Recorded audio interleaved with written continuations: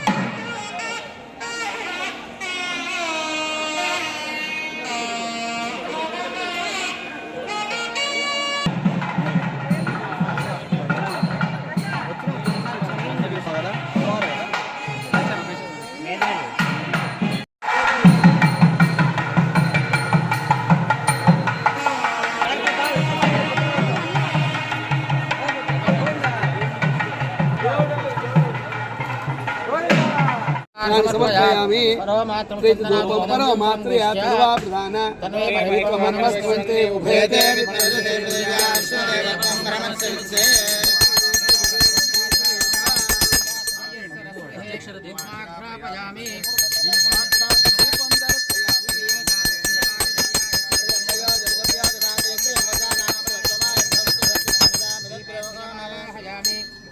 ओम भूर्भुवस्सुः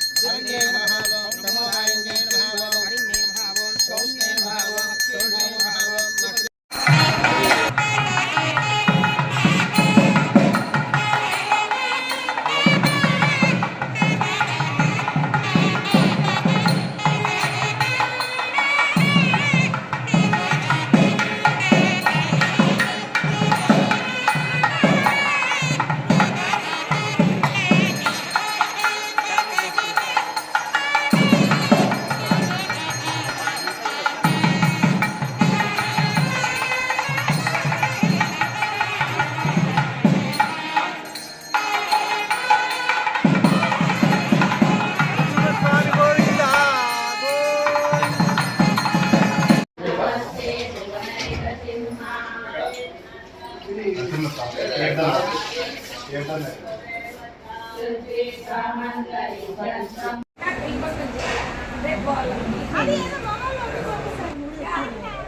కూడా ముందు కూడా ఒకరే వస్తాను ఇప్పుడు కొత్తగా నేర్చుకున్న కార్లలో వచ్చింది యకునోముని మధ్యమాం అస్మదాచార్య పర్యంతం వందే గురు పరంపరాం. శ్రీ ఖాద్రి లక్ష్మీ నృసింహస్వామి వారి దేవస్థానంలో అత్యంత వైభవోపేతమైనటువంటి ఉత్సవాల్లో భాగంగా బ్రహ్మోత్సవాలు ప్రతి సంవత్సరం పాల్గొన శుద్ధ నవమి నుంచి పాల్గొన కృష్ణపక్ష బహుళ పంచమి వరకు జరపబడుతూ ఉన్న 15 రోజుల పాటు అత్యంత వైభవోపేతంగా జరపబడతాయి. ఈ దినం అత్యంత ప్రశస్తమైన దినంగా చెప్పవాలి. బ్రహ్మోత్సవాల్లో మొదటి దినం స్వామివారికి అంకురార్పణ కార్యక్రమం యాగశాలలో అత్యంత వైభవంగా జరుగుతుంది.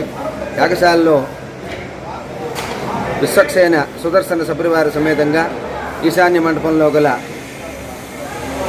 మృత్సంగ్రహణ మంటపానికి విచ్చేసి అక్కడ మృతికను తీసుకుని అనగా మట్టిని గైకొని యాగశాలకు సప్రదక్షిణంగా విచ్చేసి అధిదేవతల్ని ఆరాధన చేసి కుంభారాధన చేసి ఆ యొక్క అంకురాలు సస్యశ్యామలంగా వచ్చే విధంగా ఆ యజ్ఞ కర్తువుల్ని 15 రోజుల పాటు ఉదయం సాయంత్రం కూడా నిర్వహించి ఆ యొక్క నిర్విఘ్నమైనటువంటి ఎటువంటి ఆటంకాలు కలగకుండా దేశం సుభిక్షంగా ఉండే విధంగా లోక కళ్యాణార్థమై జరుపబడే ఈ యొక్క యాజ్ఞిక కార్యక్రమాలకు అంకురార్పణ చేయిస్తారు. ఈ యొక్క అంకురార్పణ ముందు మృత్తిక ఆ యొక్క మొలకలు ఏదైతే దిక్కులో ప్రశస్తంగా వస్తాయో ఆ యొక్క దిక్కు ఎందు సస్యశ్యామలమై దేశం సుభిక్షంగా ఉంటుందని ఆగమశాస్త్ర విదితం. నవధాన్యాలను కూడా ఆ యొక్క అంకురార్పణలో వినియోగించడం జరుగుతుంది. ఆ యొక్క 20వ తేదీ ఉదయం అత్యంత వైభవపేతంగా